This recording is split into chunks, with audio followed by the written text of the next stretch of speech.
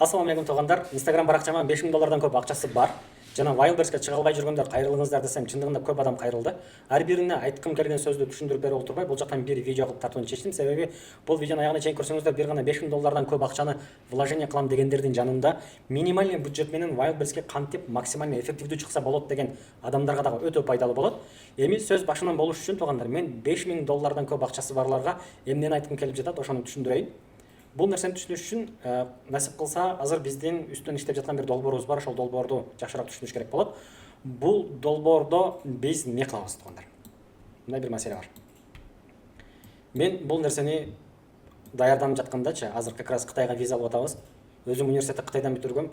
Эгерде мындан 15 жыл мурун Кытайда окуган Кытай тилим, үйрөнгөн кытайчам ушул проектти ишке ашырганга пайдасы тие турган болсо, анда мен окуган кытайчамма ыраазымын деп айтсам болот. Себеби караңыздар, биз мындай кылып атабыз азыр. Бишкекте турабыз.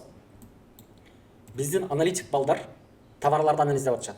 Где-то бир 100-200дөй товарды анализдеп атабыз. Именно Кытайдан өндүрүлө турган же Кытайдан алына турган товарлар. Бул товарларды өндүрүп атканда албетте все сезонный болсун, себестоимость арзаныраак болсун, дайыма сатыла тургандай болсун, саткандан кийин сатуучуга жакшы пайда алып келе тургандай болсун деген сыяктуу толтура критерийлерибиз бар. Ошол критерийлер менен жакшылап бул товарларды анализдеп жатабыз. План кандай тугандар? Товарларды жакшылап анализдеп, насип кылса дуа кылып туруңуздар, азыр Кытайга визага кирип атабыз. Визаны алабыз дагы мен Кытайга барам. Кытайга барып, Кытайдагы заводдор менен түз сүйлөшүп, сапаттуу, жакшы товарларды, как раз бул жактагы тизмедеги товарларды биз деген закуп кылып сатып алабыз дагы Кытайдан түз эле Москвага жиберебиз.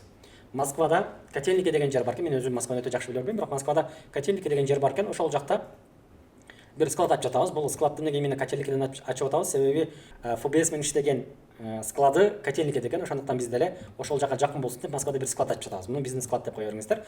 План кандай? Кытайдан жакшы анализделген, жакшы тандалган, сапаттуу, ылайыктуу баадагы товарларды биз деген өзүбүздүн складка жеткиребиз, киргизебиз. Киргизгенден кийин бул товарлардын жакшылап сүрөткө тартып туруп, насип кылса, бул товарларды ассистенттин ичинде бир каталог дейбиз дагы, ошол каталогдун ичине жайгаштырабыз. Получается, биздин ассистенттин подписчиктери эмне кыла алат? Ассистенттин подписчиктери сайтка кирип, ассистентке бул жактан жана товарлардын сүрөттөрүн скачать этип, өздөрү каалаган инфографика жасап, өздөрү каалаган SEO оптимизация жасап, ФБС системасы менен өздөрүнүн Wildberries'теги магазинине чыгарышат. Качан бул товарларына заказ түшкөндө, кайра эле ассистентке кирет дагы, бул товарды ассистенттен сатып алып койсо, биздин бул складдагы немелер, жумушчулар, сотрудниктер фулфилментин кылып туруп, Wildberries'тин складына киргизип коет. Ушундай бир система кылып атабыз, Кудайым буйрса. Бул системанын биздин мекендештерге кандай жакшы жактары бар десеңиздер, биринчиден минимальный бюджет менен Wildberries'ке баштай алат. Бир учурларда 3000 сом менен, 10000 сом менен же 20000 сом менен Wildberries'ке баштасам болобу дегендерге, Кудайым буйрса, ушул проекттин алкагында болот деп айтса болот. Себеби элестетип көрсөңүздөр, бир товардын биздин складдагы баасы 550 сом боло турган болсо, бир күндө бул адамга, ушул биздин подписчикке 10 заказ түшкөн болсо, 5500 сомду чисто по факту төлөйт дагы, товарды бизге заказ берип коет, складка айтып коет. Бул складдагы биздин сотрудниктер Wildberries'тин складына киргизип берип турат. Болгондо дагы бул товарлар тугандар, мен эмнеге Кытайдын товарларына кызыгып атам? Себеби Кытайдын товарлары процент выкупасы жогору, каалагандай кастомизация кылса болот. Себестоимость салыштырмалуу арзан, все сезонный товарлар. Биз как раз анализдеп жатканда ошолорду карап атабыз. Экинчиден тугандар, биздин мекендештерге мунун кандай жакшы жагы бар? Элестетип көрсөңүздөр, бир эле товарды анализдеп Кытайдан Россияга жөнөтө турган болсоңуздар, балким 200 000, 300 000 сом акчаңыздар кетиши мүмкүн. Бирок бул жерде сиздер минимальный бюджет менен баштайсыздар. Болгондо дагы насип кылса, бул биздин складдагы каталог балким башында 10, 15, 20 ассортимент менен башталышы мүмкүн, бирок бара-бара бул ассортимент тынымсыз көбөйөт. Получается, сиздер 50 000, 60 000 сом менен деле, даже 30-40 000 сом менен деле колуңуздарда 40, 50, 60 товардын түрү боло турган болот. Мындайча айтканда, по идее сиздер бир 100 000, 150 000 доллар вложение кылып баштай турган ишти буквально 10 000, 15 000 сом менен деле баштасаңыздар болот. Ошон үчүн айтып атам да, менин 15-20 жыл мурун үйрөнгөн Кытай тилим ушул кызматка жарап бере турган болсо, мен ошончо короткон убактымды Кытайга барып окуганымды актадым деп айтсам болот. Себеби бул долбоор иншаллах толтура биздин мекендештердин аябай жакшы форматта Wildberries'ке чыгышына жардам берет деген ишеничим бар. Дальше тугандар, бул товарлар и так эле закуп кылынган товарлар, Россияга жеткен товарлар, фотосессиясы бүткөн товарлар, просто олтуруп иштей бериш керек болот да. Хорошо? Бул кандай десем, чындыгында мындай толкундануу менен бул сезимдерди сиздер менен бөлүшүп атам. Насип кылса, эртең Кытайга кетип атканыбызды, бардык процесстерди, Кытайда базарларды, бардык кылып аткан иштерибизди максимально Инстаграмга бөлүшөм, Инстаграмга чагылыштырам. андыктан могу экрандагы Instagram баракчага дагы катталып койсоңуздар, ошол жактан дагы баарлашып турабыз.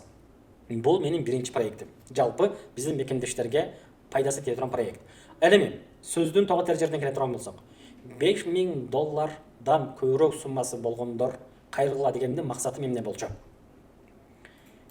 Неге $5000 деп койдум? Себеби туугандар, 50.000-60.000 дей турган болсом өтө көп адам кайрылмак, жыйынтыгында деген мындай башаламан болуп кетмек. Ошондуктан мындай бир порог болсун, бир фильтр болсун деп туруп $5000 деп койдук. Сиздердин алган $5000 азыр өзүм акыркы бир айдан бери инвестиция боюнча аябай катуу шугулданып жаткандыгым үчүн кээ бир нерселерди дагы көбүрөөк осознавать этип атам. Бул $5000 биз могул проектке салбайбыз. Инвестицияда эң маанилүү нерселердин бирөөсү ачыктак болуш керек. Так что бул акчаны биз кайга салабыз дегендар? Бул акчаны биз ассистент программасынын өзүнө салабыз. Себеби биздин проект, IT проектибизге вложение керек. Биз бул акчаны именно ассистенттин өзүнө салабыз. Муну неме кылыңыздар, анан элдин акчасын алып барып бул жактан кылып атат дебеңиздер. Муну биз башка бир партнерибиз бар, ошол партнер менен кылган атабыз. Допустим, сиздерде 5000 же $5000 көбүрөөк акчаңыздар бар болсо, бул акчаны бизге берсеңиздер, биз бул акчаны ассистент программасынын дальше өнүгүшүнө салабыз. И мындай дагы нерсе бар. Косвенно айтканда, сиздер бул жака акча берүү менен эң эле баштап бир чоң жакшы проекттин болуп кетишине салым кошуп атасыздар да. Себеби бул кылынып аткан иштин бардыгы ассистент программасынын алкагында болуп жатат да. Сиздердин берген акчаңыздардын жыйынтыгында биз сиздерге эмне сунуштайбыз? Мен сиздерге эмне сунуштайм? Мындай нерсе сунуштайм туугандар.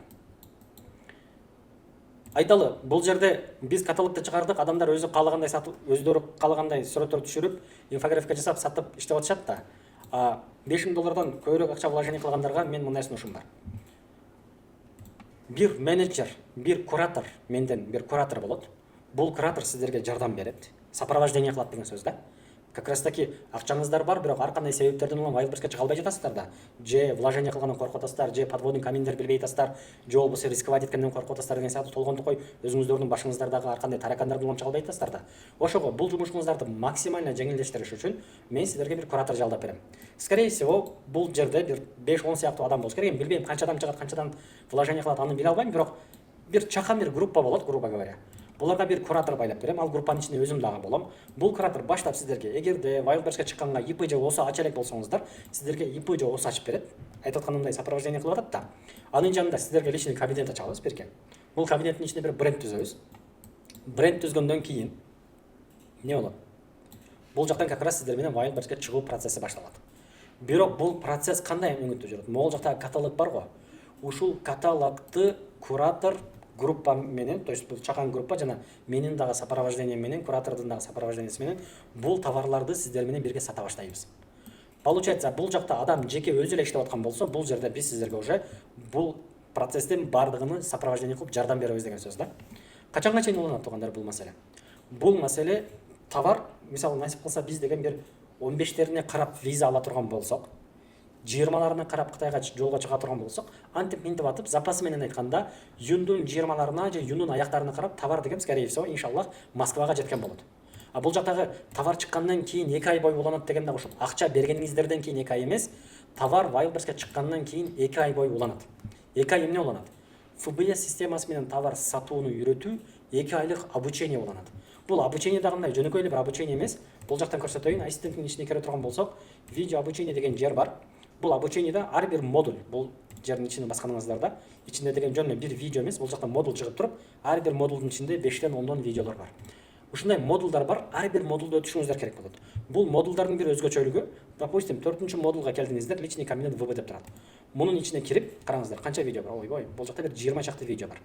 Ушулардын бардыгын бүткөндөн кийин, мына 2 4 3 2 4 деп тура, бул тест, экзамен. Ушул экзаменди бассаңыздар, азыр мына ачылып турганын көрсөтөйүн сиздерге. Мисалы дейли, бул жактан любой бир модулга киргенден кийин тест деген жери бар.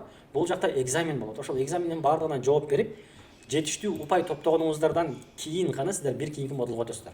Получается, 2 ай бою силер эч нерсе үйрөтпедиңер, мен эч нерсе үйрөндүм дей албайсыздар, себеби биз админкадан канча модул өттүңүздөр, канча упай топтодуңуздар, кайсыл жеринен өтө албай калдыңыздар, аны биз көрүп турабыз. Албетте, 2 айдын ичинде түз эфирлерде же болбосо WhatsApp группада сиздер түшүнбөй калган жерлерди түшүндүрүп, мындай алдыга карап жылдырабыз, бирок эмне болгон эле мындай, того тер жарым дейт туугандар. 2 ай бою сиздер башыңыздарды сайып, Wildberries'те FBS системасы менен кантип жакшы продажа кылса болот, муну бул жактан биз үйрөтөбүз, сиздер үйрөнөсүздөр. Башка вариантыңыздар жок. И так эле $5000 көп акча салганыңыздардан кийин үйрөнүүгө мажбурсуздар. Дагы бир нерсе тугандар, сиздердин берген акчаңыздар не кылат? Сиздердин берген акчаңыздар эч жакка жоголбойт. Просто эле эмне болот? Сиздер бул жактан товарларыңыздарды могу каталогдон сата баштаганыңыздарда ошол сиздердин берген акчаңыздарды кайра эле сиздердин бизнесиңиздерге салабыз. Болгон эле бул жакта по факту канча товар сатылса, күн сайын ошого жараша акчасы төлөнөт, ошого жараша сиздердин төлөгөн бюджетиңиздер азайып кете берет.